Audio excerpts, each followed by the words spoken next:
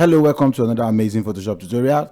Forget about the fact that anytime I come online, I have to use the word amazing. Yes, because everything about Photoshop is amazing. How the work is being done, every single thing about Photoshop is amazing. My name is Geetee, and this is another video for you. Mind you, this image was not shot by me, but I had to use it because I feel like it's an easy way to show you how this thing works. So we are going to be changing the outfit. I'm going to show you the easiest way to change the outfit. There are many other ways many other person would use, but I am going to be showing you the easiest way. So before we dive into the tutorial, make sure you turn on your notification bell and also subscribe to the channel. So when I drop a new video, you will be notified. So before we do that, I normally like duplicating my image, which is something I don't forget. I always make sure I duplicate my image so that when I'm working, if I make any mistake, I can go back. Now, just not to make the tutorial too long, because I don't like my tutorial being too long, I am going to do a rough selection, which I have already done here. As you can see, it's not a perfect selection, but I did it so I can use it and show you the video. And mind you, because the image is a low res image, you would see some kind of edges also. So with this, the best tool I thought about that could do this for me was no other tool than the gradient tool. And even with the gradient tool, when people come into gradients, they like using this particular gradient for this kind of job. But I'm going to use the gradient map. When I put on the gradient map, this is what you get. Now, for some other person, when they get something like this, they will just turn on their linear bond, then go back and start working. That is if you have the color you want to use in your head. You can just start picking the color, pick the orange, then pick something around that same area, then come back and lower the opacity.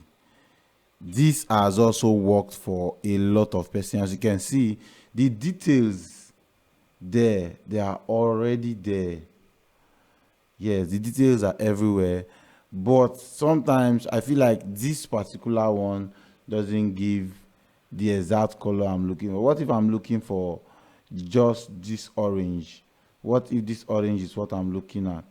So I will not be able to get that orange, because with this method I will have to tweak and start moving to see where I would find that orange to use for the picture. So I don't normally use this method, but some persons would just go with the whole idea that they can just click here, come here. For example, the outfit, the color that we want to use is in a style, so we just click here, then we click the next, we click here. So as you can see, for things like this, it's working perfectly. It's working perfectly. So this method is not really too bad. You can lower your opacity and bring it up. Here is our before, here is our after. So look at the suit. It's not really matching the suit that well, but it's fine. You can work with something like that.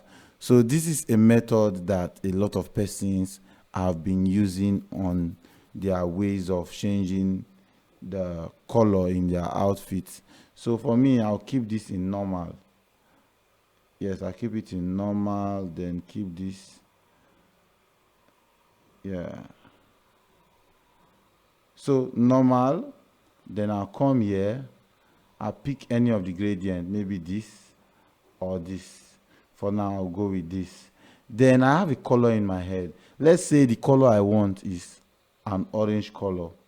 So I'll just come here, bring this down, move it up a little, pick the orange I want, keep this on the low side of the orange, because like I said, I will want the details to be there.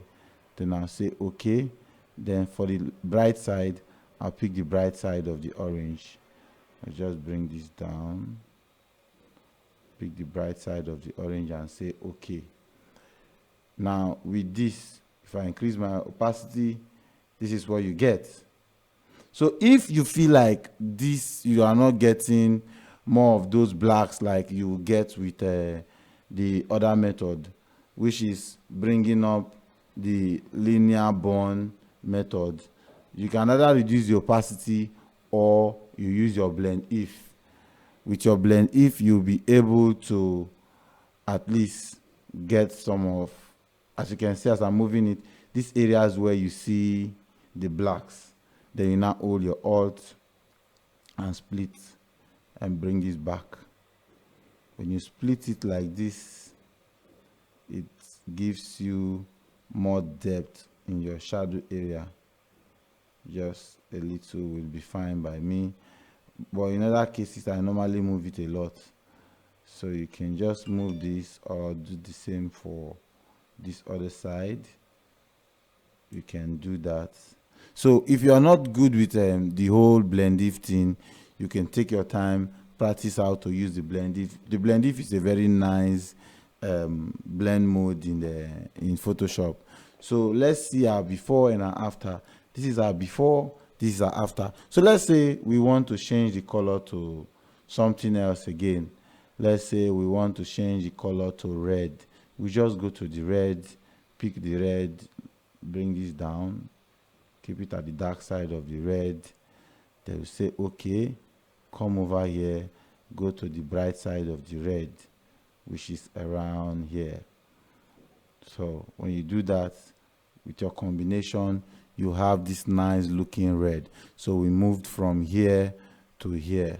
Once again, at this point, if your selection was wrong and you still want to fix it, you can just now come to your mask and just start painting in the areas with your dark brush. Let's change the blend mode, and no, sorry, your white brush, and start painting in those extra areas. As you can see, now the image is looking very, very sweet. So once again, if this video was helpful, if this video taught you anything, if this video in any way has improved your knowledge, please do well to subscribe to the channel, do well to tell people about the channel, so more persons would be able to want to follow up and see more of my videos as we post more content. Once again, my name is Geetee, and see you in the next one. Peace.